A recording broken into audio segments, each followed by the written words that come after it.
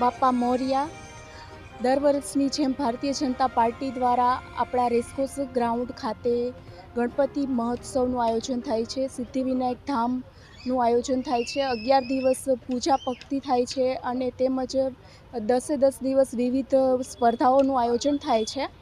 મંગળવારે આરતી સુશોભન તેમજ બુધવારે વાનગી સ્પર્ધાનું આયોજન પણ છે। મહિલા મોરચાના બહેનો ખાસ સહયોગ આપીને અહીંયાનું આયોજનનું સંભાળે છે।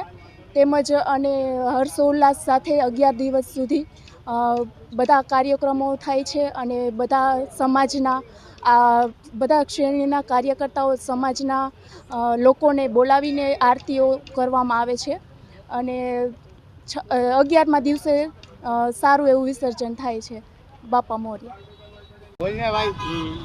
અમારા ભાઈઓ બે મોમેડિયન છે પણ અમે હિન્દુ મોમેડિયન રાખતા નથી।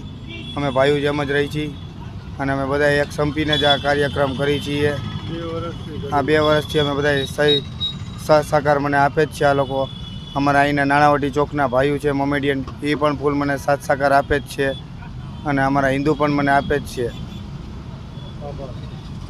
જય હિન્દ, જય ભારત।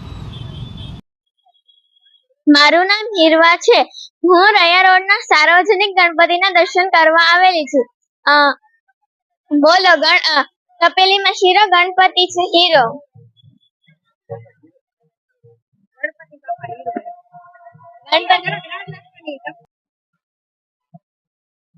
શંકરસિદ્ધ ધામ એસકે ચોક અમે છેલ્લા 19 વર્ષથી કાર્યક્રમ કરીએ છીએ। આજે ગણપતિ દાદાનો 3જો દિવસ છે।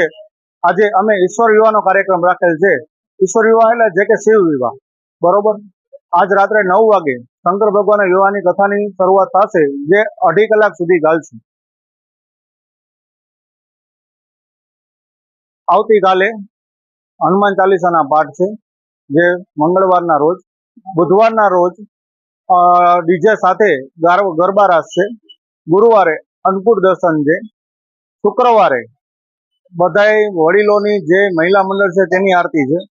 શનિવારે પણ હનુમાન ચાલીસાના પાઠ છે। રવિવારે જે કાર્યક્રમ રાબેતા મુજબ છે તે ગરબા રાસનો છે। સોમવારે છેલ્લા દિવસે 1111ની મહાઆરતી રાખેલી છે અને મંગળવારે વિસર્જનનો કાર્યક્રમ સવારે 11 વાગે છે।